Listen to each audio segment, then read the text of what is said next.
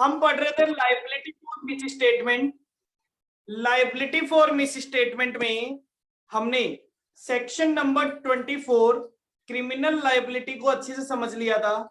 Criminal liability कब आती है, कौन लाइबल होता है, कौन सी सेक्शन में इसका पनिशमेंट मिलता है, और उससे सेफगार्ड्स क्या क्या है, कब कब बचा जा सकता है, पनिशमेंट क्या मिलता है, वो सारी बात हमने समझ ली थी। क्लियर है वहां तक? सेक्शन 34।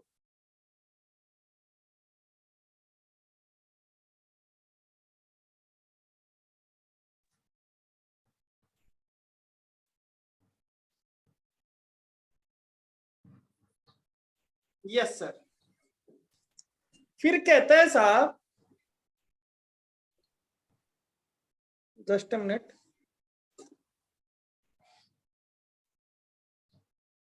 हाँ जी। फिर ये कहता है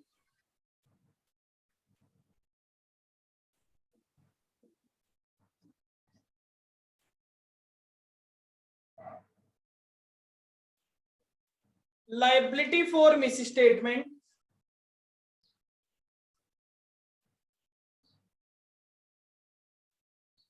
civil liability.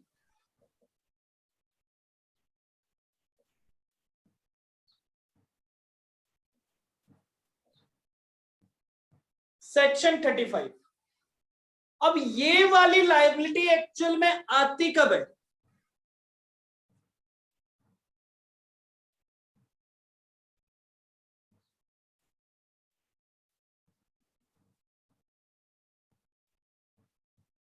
Unintentional miss statement. Unintentional miss statement मतलब मेरा मिस स्टेटमेंट करने का कोई इंटेंशन नहीं था, लेकिन मिस स्टेटमेंट तो है। ठीक है, due to which loss and damage arise, जिसकी वजह से लॉस और डैमेजेस हुए हैं। ठीक है ना, लॉस और डैमेज एसेंशियल कंडीशन है। लॉस और डैमेज हुआ हो, अगर मेरा इंटेंशन गलत नहीं था और उससे किसी को नुकसान भी नहीं हुआ तो फिर मेरे पे कोई लायबिलिटी नहीं आएगी। लेकिन मेरा इंटेंशन गलत नहीं था, फिर भी अगर भैया किसी को आपकी वजह से नुकसान पहुंचा है तो उस नुकसान के जिम्मेदार तो आप हो या नहीं हो? भैया आप कहते हो कि आप अपने घर पे क्रिकेट खेल रहे थे और आपकी क्रिकेट की बॉल पास वाले के कांच पे जाके लग गई साहब, पास में घर वाले के, तो आपका इंटेंशन थोड़ी ना था कि आप उसका ग्लास तोड़ दो, लेकिन वो टूट तो गया, तो क्या उसकी भरपाई करना आपकी जिम्मेदारी है? बिल्कुल जिम्मेदारी है। ठीक है साहब, तो फिर इसके लिए जिम्मेदार कौन होगा, कौन लाइबल होगा? तो हम इसके लिए कहते हैं, इसके लिए कंपनी डायरेक्टर, इसके लिए company director, proposed director,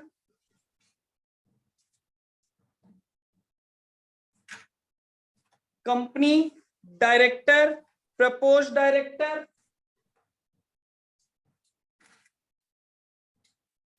promoter, expert और हु इज ऑथोराइज्ड, उस स्टेटमेंट को देने के लिए या उसके लिए जो ऑथोराइज था भाई। या तो आप कंपनी को लायबल कर सकते हो, कंपनी के डायरेक्टर को लायबल कर सकते हो, प्रपोज डायरेक्टर जो है वो लायबल हो सकता है, प्रमोटर लायबल हो सकता है, कोई एक्सपर्ट जो ये कह दे हाँ साहब मैं कहता हूं कि ऐसे ऐसे हो जाएगा, लेकिन पता चले उसने तो झूठ बोला था, या हु इज ऑथोराइज्ड। अब के इसका लायबिलिटी क्या आएगी? तो बोले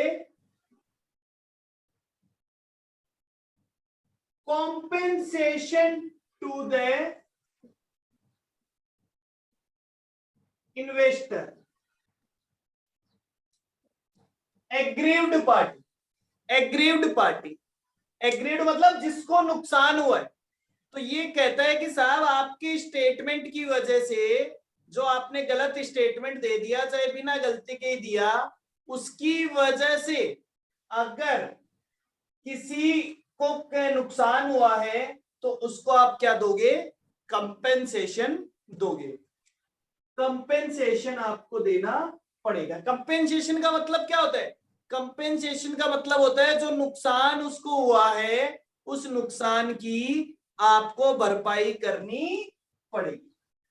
अब आता है भैया इसके बाद सेफ गार्ड, या अपन बोले हाँ सेफ गार्ड। क्या क्या सेफ गार्ड अवेलेबल है, क्या क्या सेफ गार्ड अवेलेबल है? क्या कोई ऐसा ऑप्शन हो सकता है कि उसे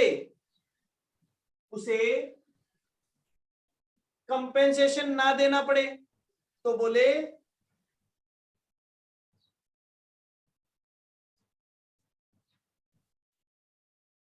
वो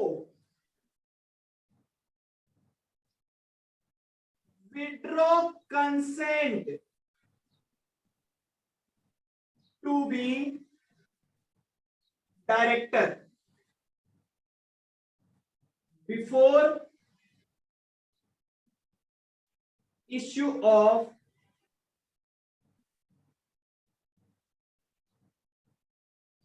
प्रोस्पेक्टस। ये लो साहब, मैं कहता हूं मैं कंपनी का डायरेक्टर हूं, एक पर्सन आया बोले साहब आप इस कंपनी के डायरेक्टर हैं, इसलिए हम आपको लायबल करते हैं कि इस प्रोस्पेक्टस में जो ये पॉइंट लिखा हुआ था इस पॉइंट की वजह से नुकसान हो गया। तो वो पर्सन कहता है, वो डायरेक्टर कहता है साहब मैं आपकी बात समझता हूं लेकिन पहले आप मेरी बात समझिए, मैं लायबल नहीं हूं क्योंकि ये प्रोस्पेक्टस इश्यू होने से पहले ही मैंने इस पे अपनी कंसेंट वापस ले ली थी। कंसेंट वापस ले ली थी मतलब कि मैं डायरेक्टर नहीं हूं, मैं डायरेक्टर नहीं रहूंगा। अगर आप ये प्रोस्पेक्टस इश्यू कर रहे हैं तो मैं डायरेक्टर नहीं हूं, मैंने इस प्रोस्पेक्टस के लिए एज ए डायरेक्टर अपनी कंसेंट नहीं दी है, मैंने उससे पहले ही डायरेक्टरशिप छोड़ दी थी। ठीक है, तो क्या आप उस पर्सन को लायबल कर सकते हो? भाई मान लीजिए मेरी कंपनी है और जिस टाइम प्रोस्पेक्टस इश्यू हुआ उससे पहले ही मैंने डायरेक्टर छोड़ दिया था, डायरेक्टर की पोजीशन छोड़ दी थी, तो क्या उस प्रोस्पेक्टस के लिए मुझे लायबल किया जा सकता है क्या?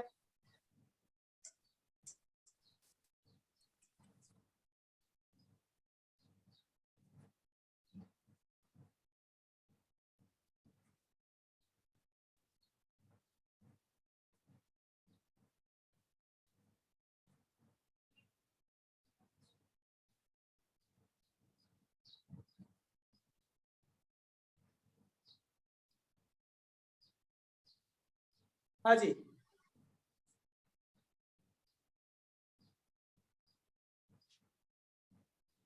नहीं किया जा सकता।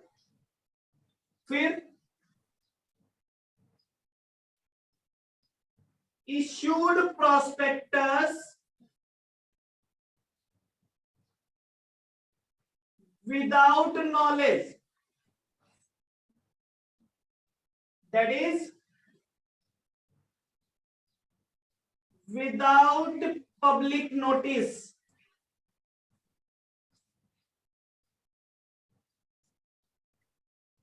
डायरेक्टर कहते हैं साहब कंपनी ने ये जो प्रोस्पेक्टस है वो इश्यू कर दिया, कंपनी ने ये प्रोस्पेक्टस इश्यू कर दिया, हमें इन्फॉर्म ही नहीं किया, हमें नोटिस ही नहीं दिया गया, तो क्या वो डायरेक्टर उसके लिए लायबल होंगे? कंपनी को लायबल किया जा सकता है, कंपनी के ऑफिसर को लायबल किया जा सकता है, लेकिन क्या उस पर्सन की लायबिलिटी होगी जिसको नोटिस ही नहीं दिया गया? भाई जिस पर्सन को नोटिस ही नहीं दिया गया क्या उसकी लायबिलिटी होगी? नहीं होगी। तो ये एक सेफगार्ड है डायरेक्टर्स के पास कि या तो उसने अपना डायरेक्टरशिप छोड़ दिया हो या फिर उसको पब्लिक नोटिस के थ्रू इन्फॉर्म ही नहीं किया गया है प्रोस्पेक्टस के इश्यू के लिए, तो फिर वो लाइबल नहीं होगा। Done, clear.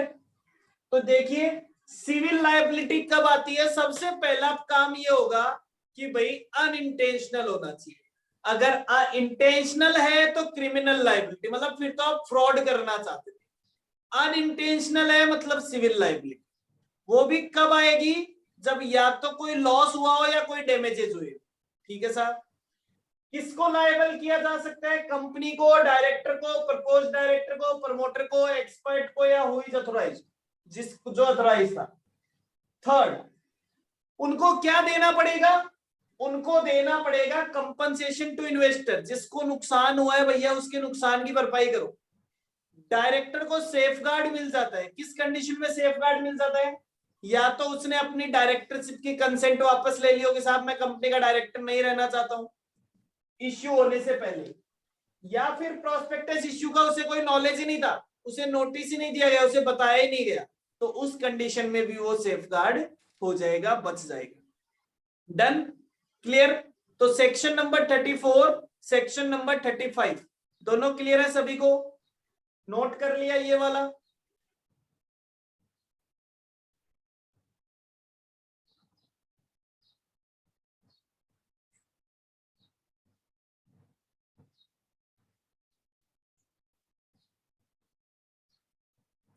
Kanika, yes sir. चलिए बेटा आगे चलते हैं। इसके बाद आता है सेक्शन नंबर 36।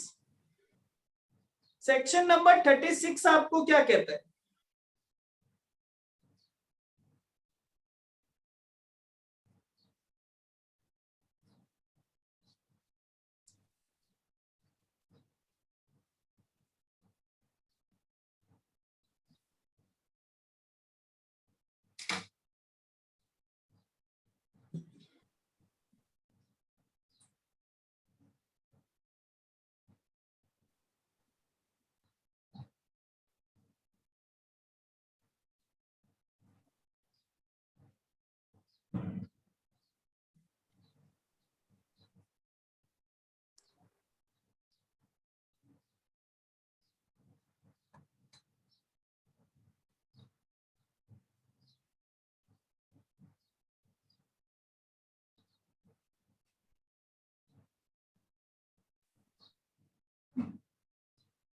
पनिशमेंट फॉर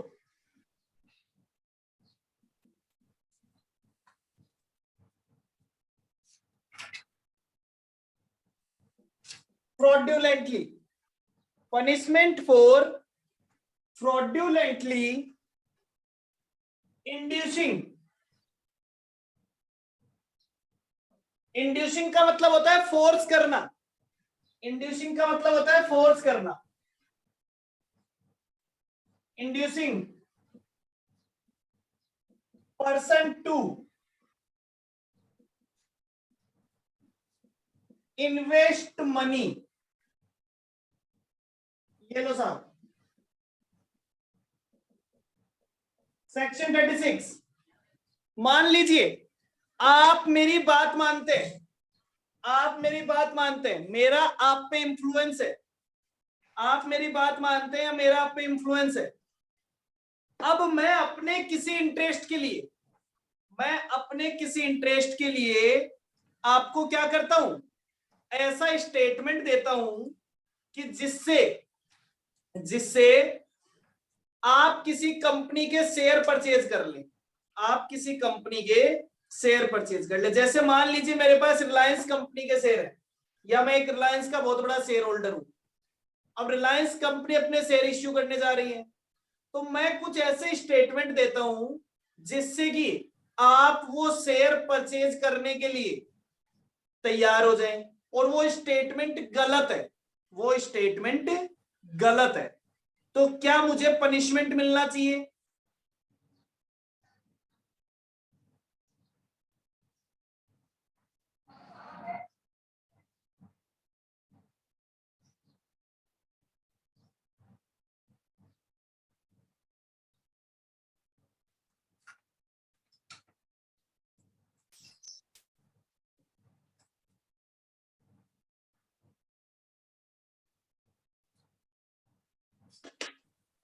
एक सेकंड वेट कीजिएगा।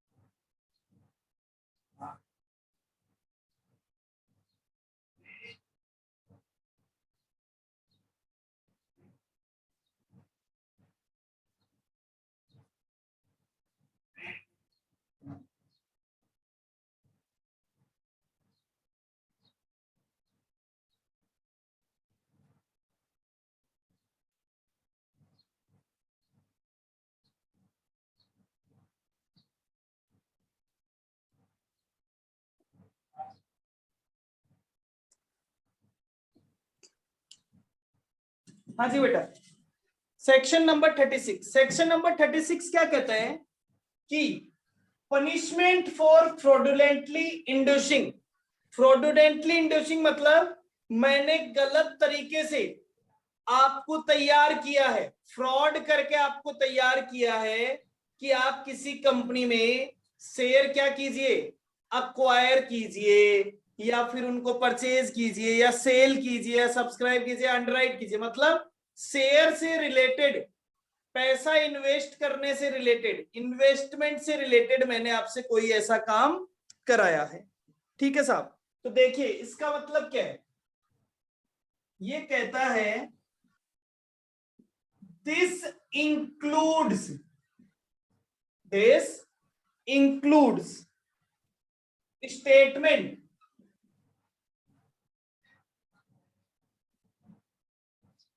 promise और फोरकास्ट। फोरकास्ट का मतलब भविष्यवाणी, और मिसलीड और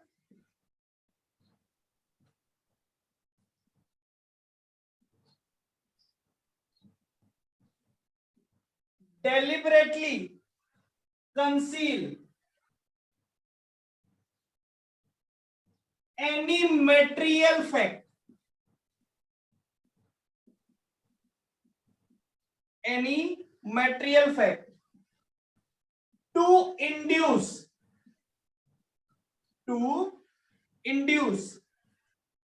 person or offer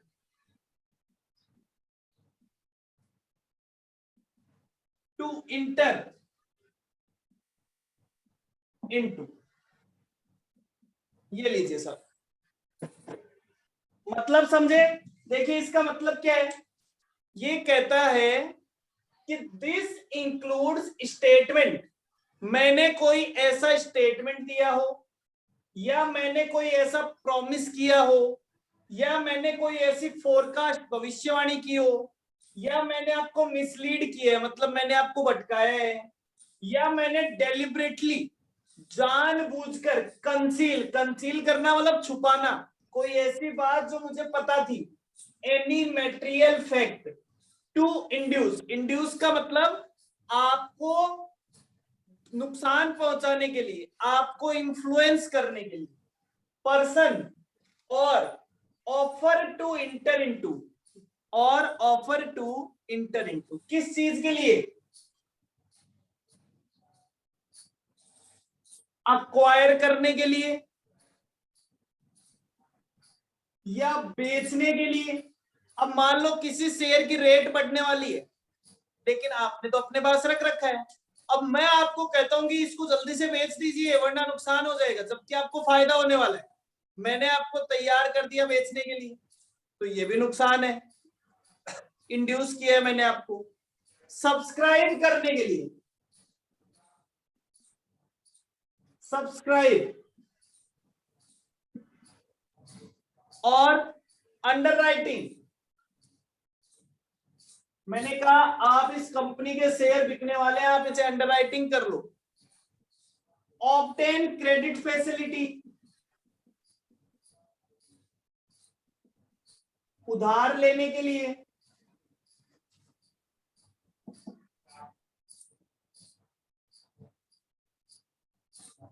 और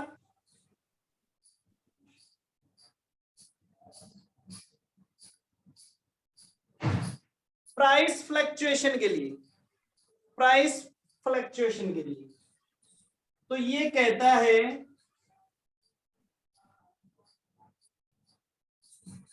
पनिशेबल अंडर सेक्शन 447। तो इसका जो पनिशमेंट दिया जाएगा वो कौन से सेक्शन में दिया जाएगा? सेक्शन 3447 में दिया जाएगा। डन, समझ गए? तो हमने कहा कि साहब अगर कोई ऐसा पर्सन जो किसी दूसरे पर्सन को फ्रॉडुलेंटली मिसलीड करता है, इंड्यूस करता है, किस लिए? कोई ऐसा स्टेटमेंट देता है, प्रॉमिस करता है, सारी चीजें, तो किस लिए? किसी कंपनी के शेयर एक्वायर करने के लिए, डिस्पोज ऑफ करने के लिए, सब्सक्राइब करने के लिए, अंडरराइटिंग करने के लिए, कोई लोन लेने के लिए, या प्राइस फ्लक्चुएशन से पैसे कमाने के लिए, तो वो पनिशेबल अंडर सेक्शन 447 होगा। डन, क्लियर है?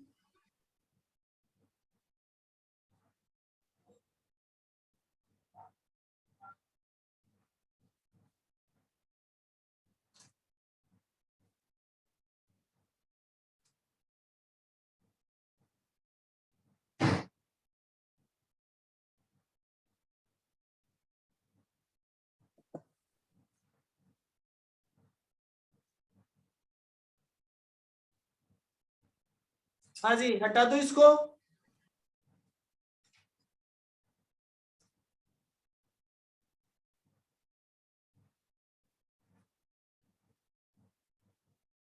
चलिए, अब एक छोटी सी बात और, सेक्शन नंबर 37, सेक्शन नंबर 37। भाई ये काम जो है, कोई पर्सन जो है वो ये काम करेगा कौन है? आपने ये तो कह दिया कि सेक्शन 34 में ये पनिशमेंट मिलेगा, सेक्शन 35 में ये मिलेगा, सेक्शन 36 में ये पनिशमेंट मिलेगा, लेकिन ये पनिशमेंट लेने के लिए करना क्या पड़ेगा? भाई मैंने कहा कि मेरे पास नुकसान हो गया, मुझे नुकसान हो गया, तो ये जो तीनों सेक्शन में पनिशमेंट बताया गया है, इस पनिशमेंट को दिलाने के लिए आपको क्या करना पड़ेगा, किसको करना पड़ेगा? तो देखिए,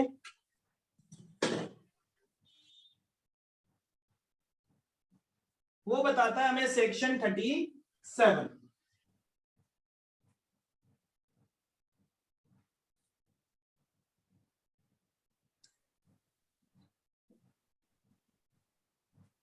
action by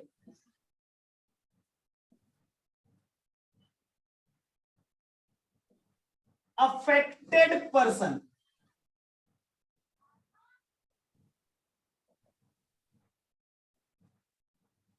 section 37। Affected person क्या एक्शन लेगा? अफेक्टेड पर्सन क्या एक्शन लेगा? तो हम कहते हैं कि ए पर्सन ए सुइट में भी फाइल,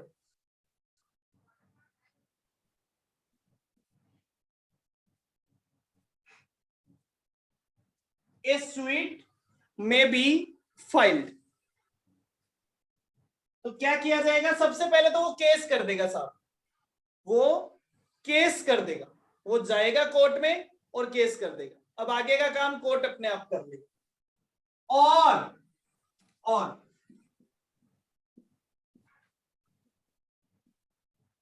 एनी अदर एक्शन, और any other action may be taken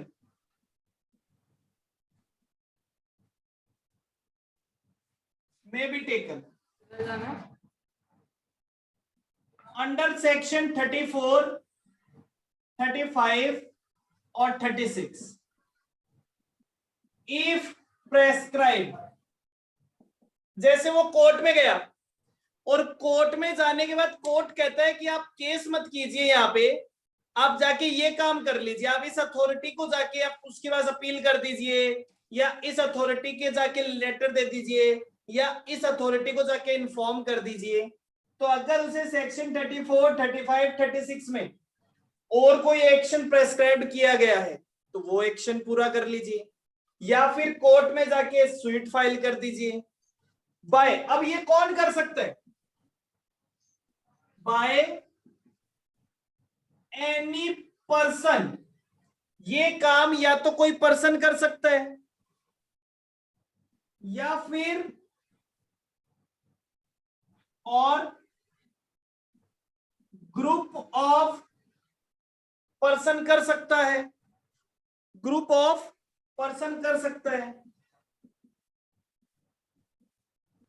या फिर association of person, association of person, association of person affected by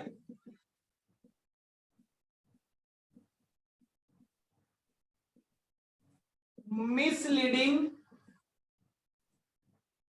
statement, affected by misleading statement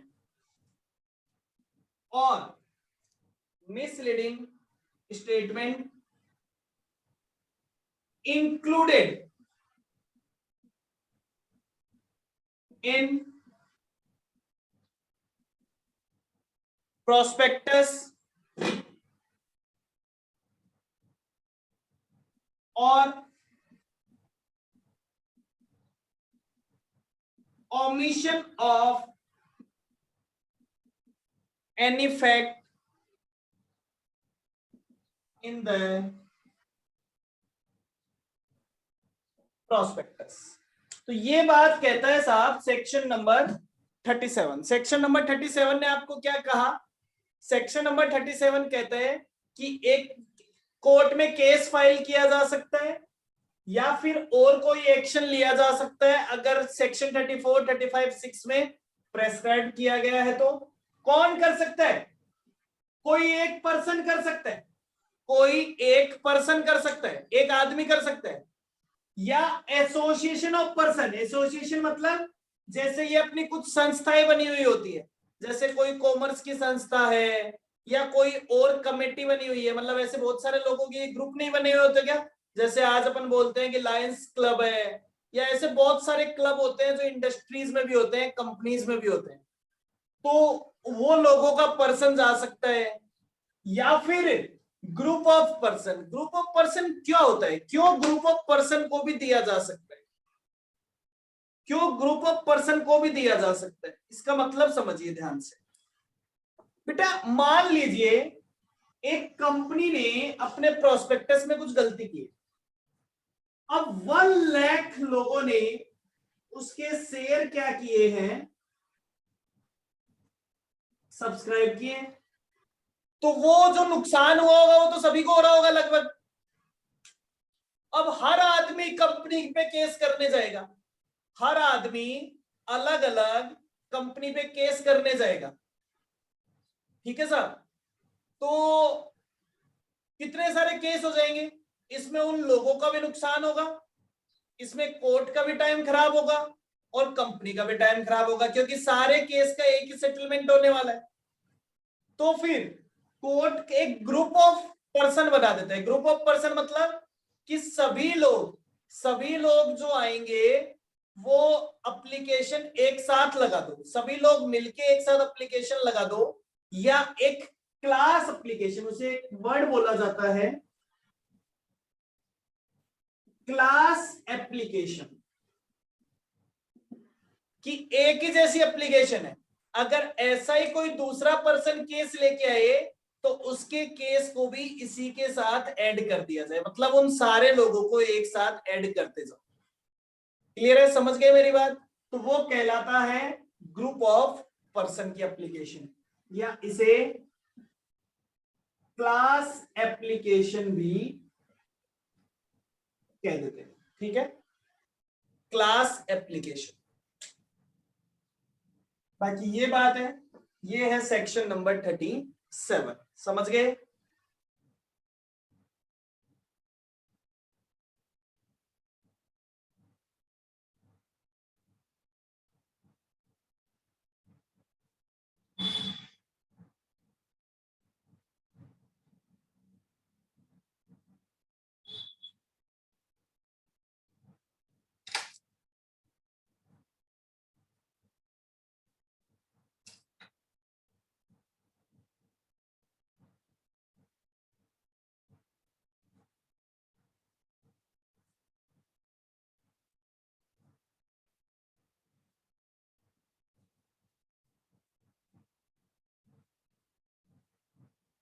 clear?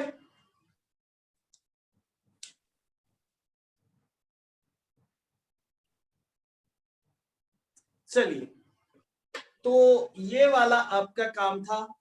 यहां तक किसी को कोई दिक्कत है?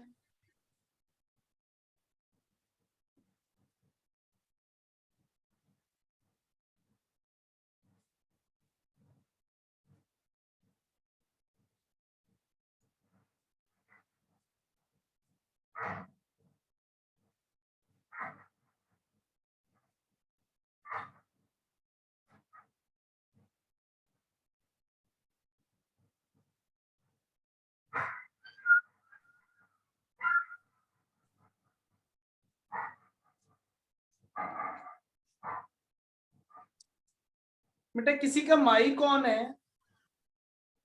प्रियंसी, आपका माइक कौन है? ओके, चलिए।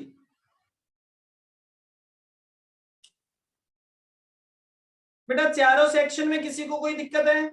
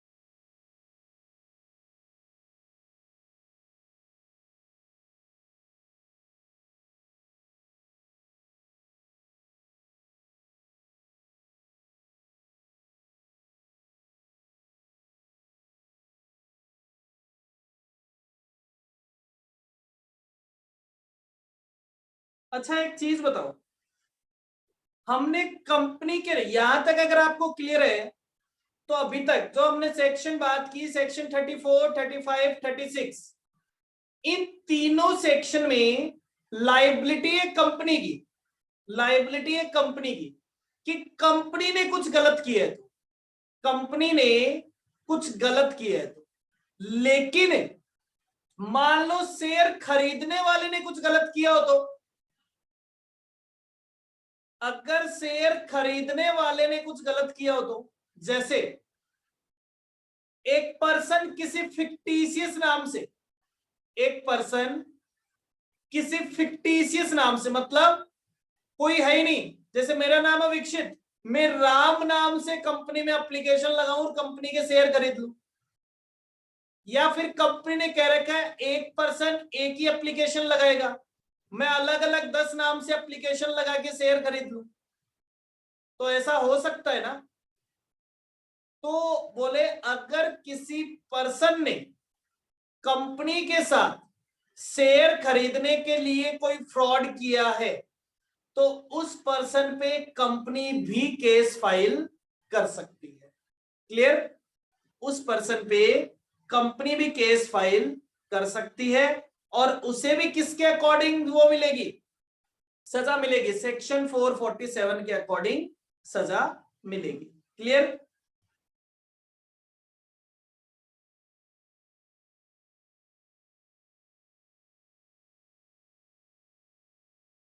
चलिए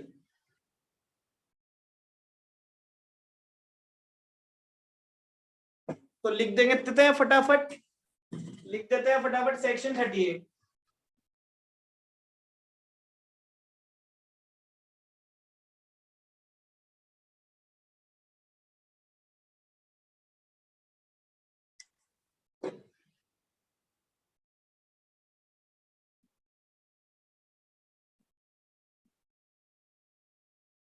Company can file a suit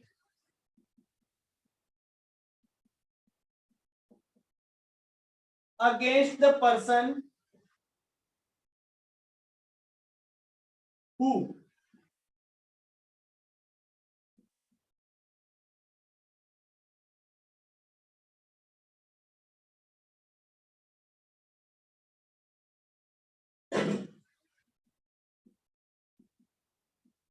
makes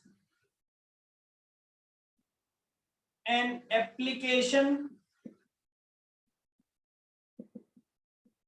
to company for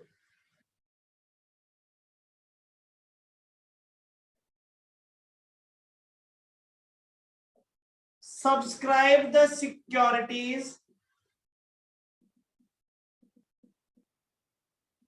या shares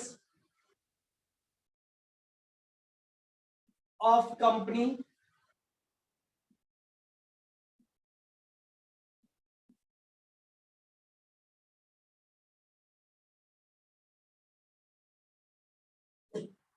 multiple applications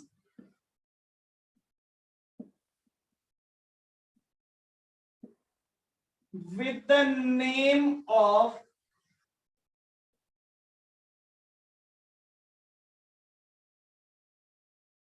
different persons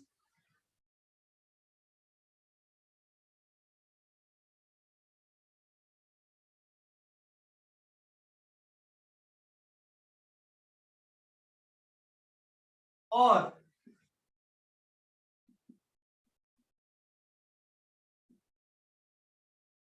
directly or indirectly includes in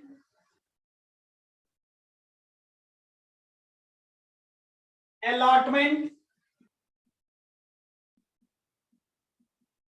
subscription and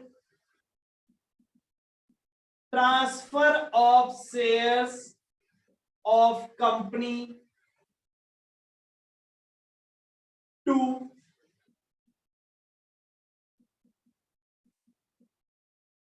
fictitious persons। ये लो सर, जैसे मैं कहता हूं कंपनी का एक एम्प्लॉय है या कोई ऐसा पर्सन है मार्केट में जो क्या करता है, कंपनी के शेयर अलॉट करवा देता है।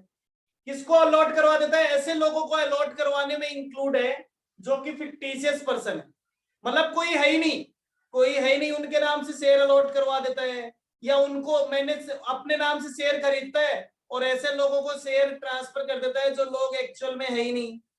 तो हमने सिंपल सा कहा कि कोई एप्लीकेशन लगाता है फिक्टिशियस नेम से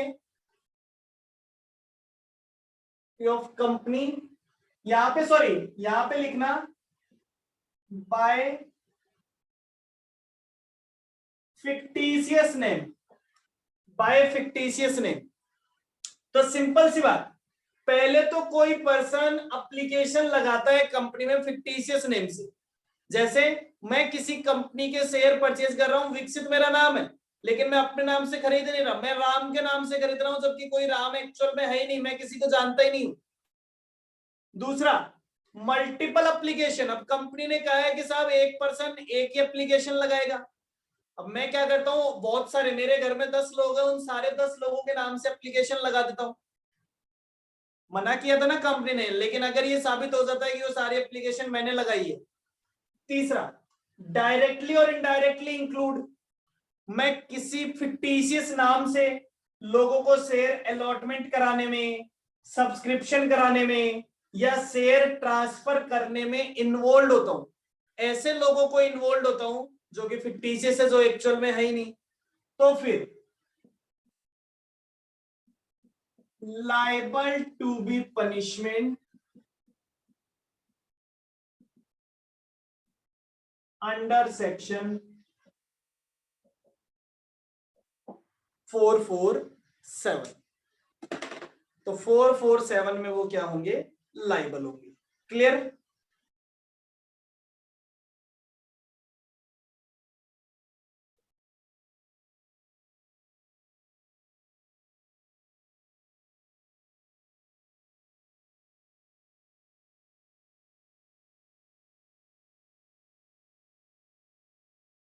क्लियर है यहां तक?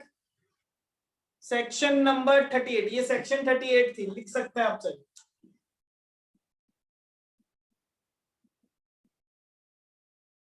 सेक्शन 38।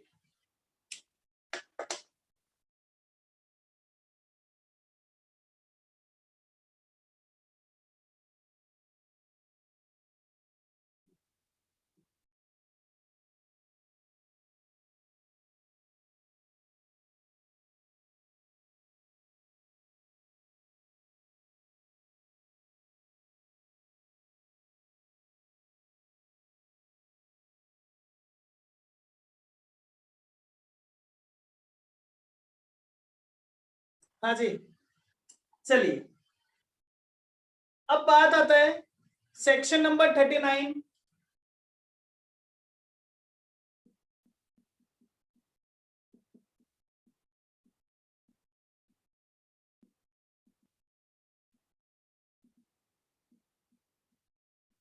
Allotment of share. कोई कंपनी अपने शेयर का अलॉटमेंट कब करेगी?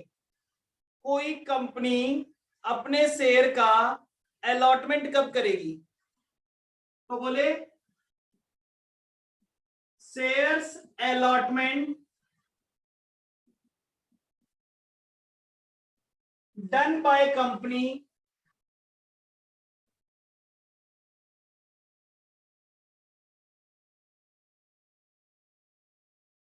only if shares allotment done by company only if minimum amount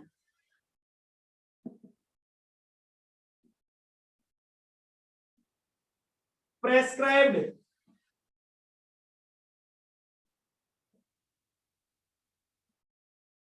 in prospectus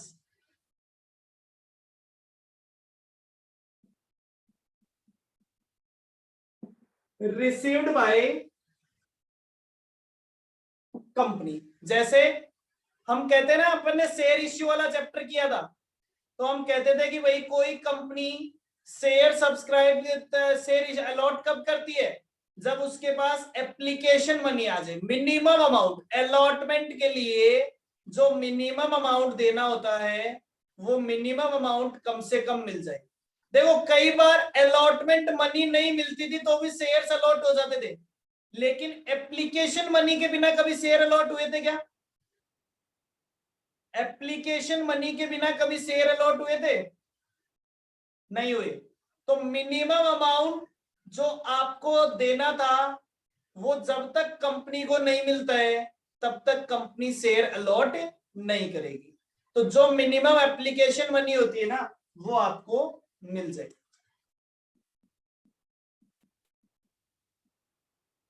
minimum application money sorry, minimum application money कितनी होती है? मिनिमम एप्लीकेशन मनी कितनी होती है?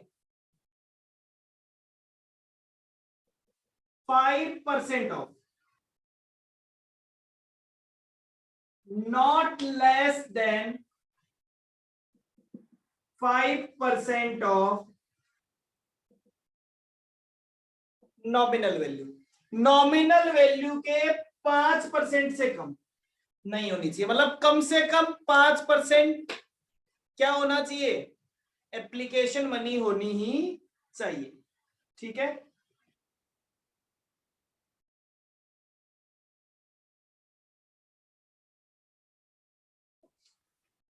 क्लियर? तो ये था सेक्शन नंबर 39। शेयर अलॉट करने तक के सारे काम हम कर चुके हैं। क्लियर है? कोई दिक्कत?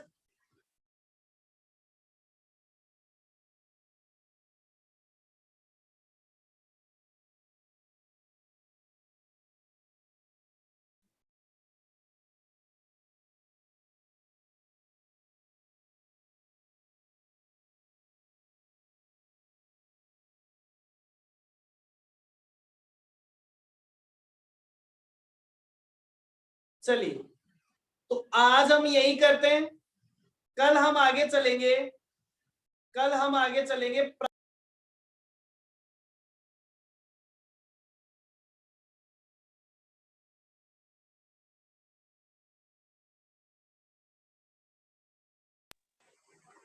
अभी तक हम बात कर रहे थे पब्लिक ऑफर्स के लिए, कल हम बात करेंगे private placement. Okay, privately share कैसे दिए जाते। डन? यहां तक आप सभी को रिवाइज कर लेना है।